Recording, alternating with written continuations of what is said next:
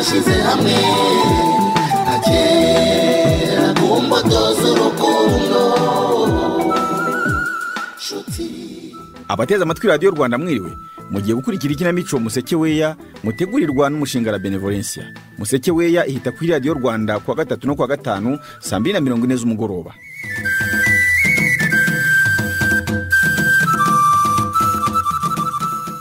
Mu gice cy'ubushize nyuma yo kwakira ubutumwa bwuzuye amagambo ababaza umutima, Sugira yari yegamye kuri Soso wamwihanganishaga. Gasore we yari yavuye kuvuza Prince. Yabwiraga Chantal inkuru nziza yaravanye kwa muganga yuko nibakomeza gufatanya kumwita ashobora kuzongera kugenda. Melody ko duheruka guwe gitumo na Maribora abwira Kigingi ko yatanzweho amakuru se hakurikiyeho iki. Reka ntangire mwiyumvire.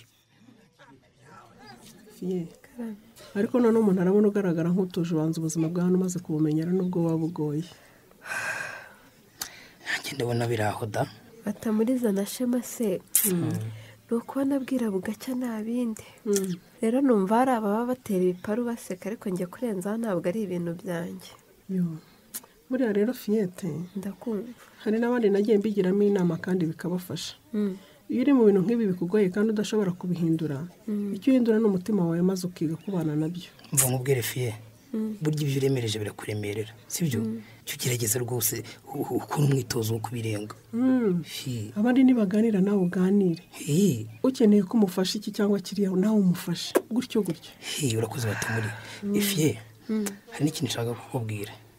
Rwose ugerageza wumve ko ibi birimo ari ibintu toto kandi ko bizagira iherezo byanze bikunze. Ngibintu toto. None ngaho none hegeranye n'umuntu waburwaye indwara ikomeye ndakira. Ntabwo zose usanga bari yakiri ubuzima bugakomeza. Ariko ibyo ni ikibazo kigiye gusa bizarangira. Rwose pe. Cyakora iyo nsuwe n'abantu b'inshuti nkamwe nibura kwitekerezaho birahagarara mumva ndutseho gato da. Nuko gusurwa ari ngombwa rero naha ngaho ufungiye burya wagira inshuti. Nibyo batamuriza kugiraga inama yo kujya uganira n'abandi aho kwigunga. Natwe kandi tuzajya tugusura kenshi gashoboka. Mbashimiye kandi n'ubu mwakoze Imana ibaha umugisha. Ese ubundi dosiye yawe igeze Fiye? Noneho bamaye itariki yo kuburana. Yo Imana ishimwe disi. Reka twizere ko kuri kuzagaragara ukarekurwa ugataha. Ikibazo ni uko urubanza baruhaye itariki yakure kubera imanza nyinshi. Ko batari kugucisha ku bari mu manza zakiriwe mbere se kandi nabo bakeneye ubutabera Fiyete. Umva Fiye, ikibazo cyo nuko ntakiruka nk'iminsi. Iyo tariki wita kariya kureba guhaye izagira bidatinze uburana utaye. Singaho turira cyane rwose. Zabibara mbibonye. Mukanya ko bavuga ko gusurwa ari byo bigutera imbaraga se nibura abagenzi bawe bo kuringira nkugire baragufasha bakakuba hafi. Bamba hafi gute se kandi bari mu bamfungishije. Fiye, ibyo bintu uvuze ubwo wibonera gihamya. Nanjye kubaza icyo kibazo rwose. Kuba nzi neza ko ndi umwere nkaba narisobanuye uko bishoboka kose ariko ntibande kure bivuga iki. Wese wumva bivuga iki? Bivuga ko hari abantu bakuru ko bashoboye ngo bambangamire kandi bagenzi banjye bo muri ngira nkugire ntabwo ari abere muri ibyo bintu. Kutekereza gutyo sinaguteribuye kuko nakababaro katuma umutwe. Ubona ndwaye mu mutwe? Oya ariko ibyo ntabwo ari byo mvuze. Ese iki kiganiro ubundi wakireka? Wamuganire reka tubyihorere. Gusa Fiye, ngiye numva nizeye ko urukiko ruzaguha ubutabera ukitahira. Reka tubyizere gutyo. Ahubwo se buretse. Cyamwe, uriye wambaye amapingu se? Ayiwe, ni Kigingi mu Kanyagwama. Kigingi? Yakoze iki Imana itabara?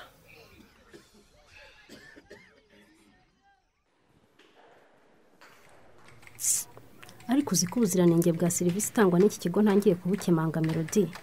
Rwose uyu mukozi ushinzwe inguzanyo twakiriye ngenda mugaye cyane pe. Avuga gahora ariko Maribo. Mubona ko agiye kwa manager ari hafi ku buryo bashaka kutwumva. Kandi ahubwo ntekereza gusiga urupapuro runenga mu gasanduku k'ibitekerezo. Kurusigamo byo simbikubuza kuko urandika nk'umukiriya nta mazina ushyizeho. Ariko hano baratuzi baratureba bakumvise nta wamenya batwitwaraho umwikomo. Oya ntukabembereze Melody. Rwose bari bagize neza kuduha inguzanyo ariko ahandi si uko bakora. Wacishije make ariko Maribo ko ngo utarambuka umugezi adatongana n'ingona. Oya Melody, ntabwo byumvikana ukuntu twahamagaye ngo tuze gutanga ibisobanuro ku kidutera kuba tutishyura inguzanyo neza. Twahagera bakatwakiriza ibaruduha igihe ntarengwa cyo kuba twarangije kwishyura ngo bitabe iby'imodoka yacu igafatirwa igatezwa cyamunara. Icyakora wa mugani nanjye ndabona bafashe umwanzuro uhubutse cyane. Keretse rero niba babitewe nuko twatinze kuza kwisobanura bakaba baradufashe nk'abadafite ubushake bwo kuganira. Kuri icyo ngero rwose ndumva ntacyo dukwiriye kwishinja Melody, kuko gutinda byatewe nuko twari tugishakisha ubushobozi ngo tubishyure. Twigeze se twisegura tubabwira ko tutazabasha kwitaba ku gihe twari twahawe? Melody, ntabwo turi abantu baciriritse, turi abakiriya. Nubwo dufite ibibazo ariko dukwiriye kubahwa. Iyo bavuze ko umukiriya ari umwami se bivuze iki? Maribo, twararangaye cyangwa twarahugiranye ntitwatanga amakuru. Amakosa yo twarayakoze. Uko mu rusyo ajya koma n'ingasire. Ariko se yashize iminsi ingahe tubonye ubutumwa bugufi buduhamagara Melody? Ibyo uvuga ndabyumva pe. Ariko se ubonye nibura hari n'igice cy'ubwishyu twari twaje twitwaje. Twanze kukizana se tugifite Melody. Hari aho tutageze tugerageza kuguzaguza. Ntago byoroshye na gato. Nk'abanyamuga rwose ntago bari bakwiye kudutunarika gutya. Mu gihe twabahaye amakuru yose y'ibibazo twagize bivuye ku nkurikizi z'icyorezo cyateye ubugoni rusange. Erega ibyo uvuga byose birumvikana. Gusa nyine ku rundi ruhande bafite inshingano zo kuduhutagiza ngo twishyure. Bamba bari ibibazo biba ahantu hose barabizi. Bose nta bibazo bagira. Barabigira nyine. Ariko akenshi babiterwa n'abakiriya nk'uku kwacu. None se babwirwa ko kwishyura bitagenda neza bicecekere? Ese ko numva washiko bibaburanira bite byawe? Simbaburanira, ndavuga ibyo numva ko ari ukuri Maribo. Erega amafaranga batwishyuza n'ay'abandi baba barabikije ngo azagaruke yungutse. Amafaranga twahawe ni inguzanyo ibyara inyungu, ntabwo ari imfashanyo Maribo. Erega gahinda nako kateza umuntu guta umutwe. None se Melody, ndakumva. Umva icyo ntekereje. Uyu mukozi ushinzwe inguzanyo wamurenga, tugasaba kubonana n'umukuriye. None uwo ngo twamusaba izindi nama twakurikiza zitari ziduhuhura. Aho bwaragarutse.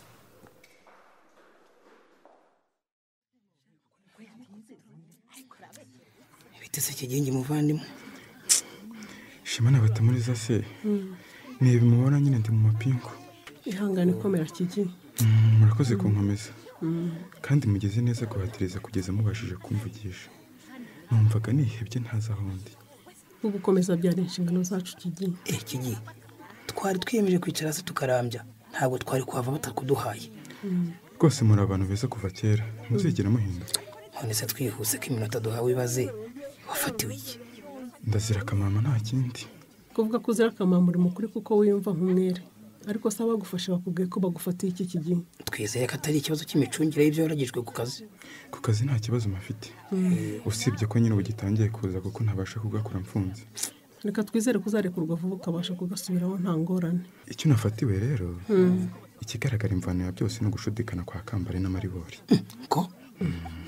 Kambare na Maribori no gufunga kwawe bihuriye se kigi. Bihurira mu mugambi muremure wo kungirira nabi. Reka nawe ntudusobanura kandi uzika kanya baduhaye gatoya. Mugendeshe gahoro Shema. Byaba ari na bimwe by'umutima usobetse amaganya udasobanura amagambo. Mu by'ukuri ndumva ntazi ibibera mu bwonko bwanjye murambabarira. Ibintu byose ndumva byivanze. Kigiye birumvikana komera muvandi. Ikibazo uko giteye, mbese murabizi Maribori twarabyaranye mu buryo muzi. Yego. Ariko hagati aho ukuntu yakomeje gukurana na Kambare, muri make Kambare akagenda anyitambika mu buzima, tukagenda tugongana ariwe biturutseho. None ashizwe apfungishije. Aragufungishije gutyo gusa se nta kindi kigenge cyangwa mwarwanyura mukomeretsa? Mbere yo kurwana nkamukomeretsa se, nibura hari ndahazi. Kiretse mbaye namurashiye amasasu njye numva yambukiranye imigabane y'isi agasanga abantu iyo bigwa. Umva bitoroshera. None se kigiye kuko kuvuga ko utazi aho Kambara ari, urashaka kuvuga ko yaciye muri Maribori akaba ari kugufungisha? Ninga ko uko byagenze, nako nuko byagenze. Ikibazo rero no ukuntu umuntu wikana arangiza gutesha agaciro kavukira iwabo. Ariko uri ikibazo ntabwo cyumvikana. None se niba Kambare na Maribori banafitanye umucuti, waba babangamiye iki ku buryo wakizira kandi we na Maribori mutarashyingiranywe? Batamuri. Ibibazo bibaza nanjye ndabyibaza ndetse nkanibaza n'ibindi byinshi birenze. Ariko rero nawe gusobanura ikibazo, tumva kitakabaye kiremereye ku buryo cyavamo gufatwa ugafungwa. Mbo wenda sindagira mu bibazo ngo mpabonera amakuru ahagije, ariko icyo mbona nuko nkurikije imbaraga zashyizwe mu kumfata, ngomba kuba narageretsweho ibintu bikomeye. Reka twizere ko dosiye yawe idakomeye kandi ko bizasobanuka vuba hashoboka kigiye. Ugomba mubaza kigiye. Ndakumva Shema.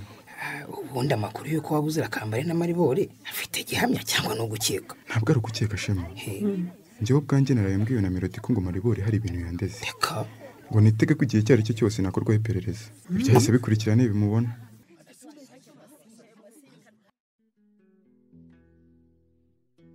Manyo, ngiye rwose ibintu byo gushaka ko ibyo uvuze byose nagira icyo mbyongeraho ntabwo binshimisha na gato byumve yewe tubwo wowe widuduta mu biki ko byose ari wowe tiba ubundi se wavuze uti ngewe tibanga nemeye kumugaragaro ko Maribora atigeze amva ku mutima none nkaba nshaka kubyarana nawe ukareba ko izo mpaka zidashira imbyemera bitari hose kugira ngo bigushimishe gusa ngewe ntabwo nabyemera manyo sinabyemera pe niba tuvuga ko bitariho ngewe nkaba mfite impamvu zo gukeka ko nsusanya kuki udataka ko mbigenzura ariko wa mugani reka nemere ubigenzura ko nzi ko utazatinda kubona ko wibeshye mbo urakoze kwemera ubwo rero nk'uko twabivugaga nimugoroba ni ukugura impano ukazayiha Maribora impari ubundi imyitwarire ikagaragaza niba mugifitanye ubumwe cyangwa niba nta buhari hari kugira amafaranga yo gupfusha ubusa kweri ubwo se ngo tuzagura impano kira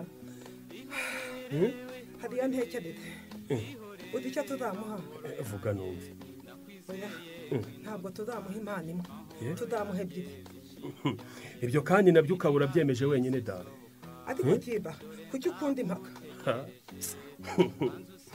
udateka iki se ndabeshya se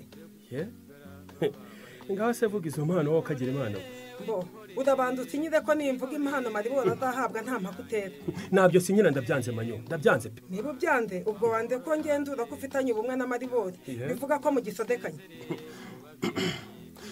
mbo ntacyo zana ikaramu n'urupapuro manyo mpereza nyine kadekose mbo andika uti ngewe atibanga micece nemeye nta gahato ngo nta gahato nta gahato byihorera andika uti ngewe atibanga micece nemeye ku bwanjye bimvuye ku mutima ibyo se binyurana ihe n'ibya mbere kuko kandi uragoye ari njye urasabwa kwandika ugasinya kutaza kuzana impaka ugahita uzizana ngaho se nemeye kubyandika tuzi kanangire rwose ngewe kibanga mikeke nemeye ku bwanjye bimvuye ku mutima impano manyobwa yifuza ko tuzaha Maribora nta kibazo nyifiteho nurangiza utinye ariko se nandike ko impano manyobwa yifuza ko tuzaha Maribora nta kibazo nyifiteho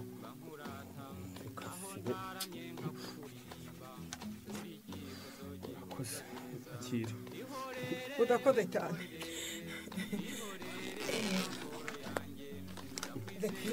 iyi nyandiko nyishyire ahari umutekano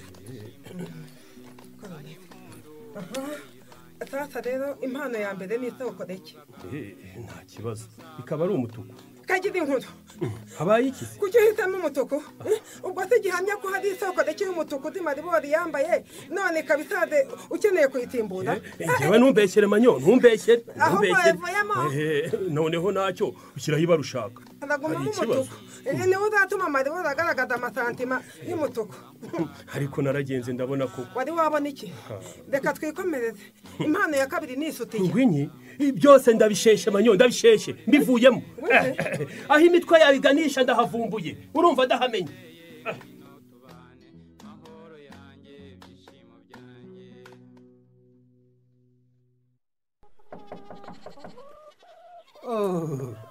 gakwa urakoze cyane ni ukuri ugira ngo kuba unyishyura amafaranga mbere igihe wari wampaye n'unkuye aho umuhinzi yakwiye inyoni uzatsinda se nakumye agatima akabazo urimo mbonye ubushobozi nihutira kuza kukureba rwose usibye ko burya n'ubundi niba hari ikintu kimbangamira ni ukuba hari umuvandimwe wangubutse nka kuriya kwawe nkagomya kumuba mu mwenda ugira ngo abantu nkawe baracyaboneka henshi muri iyi si ya rurema yemwe abaha mwiriwe abaha hodi hodi ni karibuye ese niwe ruvubura we niko ye muzi ko ngira amahirwe nk'aya yanjangwe ngo yafashe imbeba igasanga ihaza umunyu cyane da ruvubura rwose nawe wiriwe ariko rwose ndakomeye nawe ni karibu ngwino wicare ayo mahirwe yawe asa na nyiraho gusa bimeze gute ruvubura we ese gusanga muzatsinda yasuye na Gakwaya nkabaramutsa bombi numva ibyo bintu hari uko bisa izatsi ndakumva umerewe ute se n'umuhungu wawe Kigingi ko numvise ko ari muyabaga ndaho nyine namaze kubyakira nagira ntese ihangane bambi ko gufungwa ari ibintu bijya bibaho se mu buzima. ngo kaje karemerwa uko biri kose nizeye ko inzego z'ubuyobozi ziri mu kibazo cye zitazatinda kumurekura kuko nizera ko ibyo akekwaho ntabyo yakoze. Birakabuko rwose umunyururu uraryana igihe cyose wamara. Uraryana nyine ahubwo ibyifatwa rya Kigingi ko atinze kubimenya kandi inkuru yabaye kimomo ruvubu. Kubisa kenshi mba ndi mu rugo kubera ko banyishimiye baba ari imbarwa muvandimwe kuga kwa ndakumva byumva rwose cyakora aho mbimenye mpagaritse ibyo narindi mu nduhukira hano. Yewe niyo ushaka wari kubanza ukarangiza gahunda zawe n'ubundi se ko ntacyo wihutiraga kuza guhindura. Oya wivuga gutyo ko muzanze none se kuza kuguha polisi by'agaciro gakomeye nabeshyaga kwa. Oya ntubeshye rwose nanjye hanini muri urwo rwego naje hano. Uko biri kose ugize neza. Oya nta kuntu nari kumva inkuru mbi niganye kuza kuguha Paul umuhingira akamaro nkayo muzatsi. Barakoze n'ukuntu we nagakwaya mwambaye hafi ubwo nari mbikeneye nimunyitarure mu mpaka tugifungura. Ariko twakoze ibyo buri wese ufite umutima wa kimuntu asabwa gukora nta kidasanzwe twakoze ruvubu. Rwose gakwa nibyo rwose. Nimusigiyeho guteta ariko abo umutima wa kimuntu se nari nitayeho n'abangahe kubesha ari abataranyikuzaga bakangendera kure boshya bahunga umwana. Abatakwishimiye bo ntibagombaga kubura ntawe urabyumva ko utari gufungura ngo hakirizwe umurishyo w'ingoma. Nawe ngira ngo arabyumva. Ntabwo manani niteze ko zamvugira byo ariko se kuki mwebwe mutitwaye nk'abanjyaniraga inzara n'abampimaga. Ibyo abakuryaniraga inzara n'abaguhemaga byo simbizi ariko njye na Muzatsina twumvaga kuba warafunzwe bitarakwamburaga agaciro kawe nk'ikiremwa muntu. Cyane cyane ko warurangije igihano wahawe. Aho niho mubera inyamibwa rero kuburyo ntazigera mbyibagirwa. Ahubwo se ko duheruka tugusaba kuza kwifatanya n'abandi muri koperative ukabana n'ubu utaraza bitera uvubu. Urakoze umbarije ikibazo Muzatsi natubwire rwose.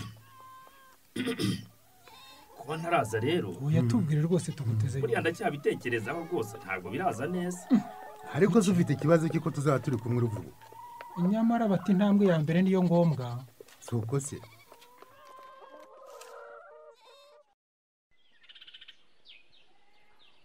Aroga Farasi. Bite Josiya? Ni byiza urebeye inyuma. Ariko se nk'ibyo nkoreye ni ibiki Josiya? Yewe nkoze iki se kandi? Uranyibukije sha. Kwibukije iki se? Wihise wibagirwa se ibyo uvuze kandi? Ni ibikira? Nyibutsa basi. Sha. Kuvuga ngo urereye inyuma nyine. Nyibukije ukuntu inyuma hawe hateye neza sha n'ibindi ntarondoye kuri urwo rupapuro. Ego mana ariko Gafarasi wabaye ute? Nabaye ukwangeze sheri mubwira iki se kandi? Tumva utorohewe. Hakorerwa gute se kandi warambuje kurangiza imiti yanjye ugendana kuri wowe Josiya? Komeza uvuga ayo magambo indwara irakubana igikata. Wamuganireka ngabanyamerwe. Hanyuma ndakumva. Icyifuzo cya Nyiranjishi ntacyubahirije amafaranga y'ishuri ya Gashema nayohereje. Amakuru mba nayamenye kare. Ese wakoze kandi ni ukuri Gafara. Nta kibazo rwose. Nibura biratuma nduhuka inkiro za Nyiranjishi wahoraga ambwira ngo sinatekereje bihagije mbere yo kukwicaho. Ubizi ko ndeba koresha. Ni ukuri uri umugabo mwiza. Nagomba gukora uko nshoboye nkagukura mu nkurikizi z'ikibazo nagushyizemo. Ubwo nakoherezaga ubutumwa bugufi bukayo. Kugeza ubu kandi tantu w'abandi azi ko jye nawe twashwanye ntazi igihugu kirwana n'ikindi. Uriya mubyeyi rwose wamubeshyira ko agira ubutindi yamuhemukiye. Ni intama yibereye aho. Saramutse amenye ko twamuragiye mana yanjye. Gafara ubanza yambamba incuri. Josiya nguteze yombi. Anezere kujya kuvugana nanjye ukajya ahantu hatanze umutekano. Yewe se ndi umwana ibyo bindekere. Bite byawe na Gasore se sha Josiya? Ntukambaze ibyuriya mugabo wo mu ipantaro gusa. Kubiseka se sibyo. Sha. Cyangwa umubona izina rimukwiriye. Ese ndabeshya. Umugabo mu ipantaro gusa. Ukuntu subwo yansabaga kubana nawe yabaga yigize umuntu wa cyane. Ariko se Josiya ndakumva sheri. Utegereje iki kubyana Gasore bishyiraho kato? Kuyamaza kubwira ngo winyoga uyambwira ko ntamgira wari ufite. Icyambwira gusa ikintu afite mu mwanya w'ubwo umuntu bigeze n'uyu munsi satarigeze anatekereza ibyo kuza kuncyura. Ngo none se nicyo cyifuzo cyawe Josiya? None se siko bigenda uyu mugore yahukanye umugabo ntaza kumucyura? Muri make ibyo maze iminsi nkubwira byinjiraga mu gutwi kumwe bigasohokera mu kundi. Urarakaye se kandi? Ntarakara urumva nta mpamvu rero sheri tuza basi tuganire noneho rero ubu nonaha nkeneye kumenya hagati yanjye na gasore uwuhitamo ndategereje kandi umva ko Josiane yigenje ati iki naho ubutaha.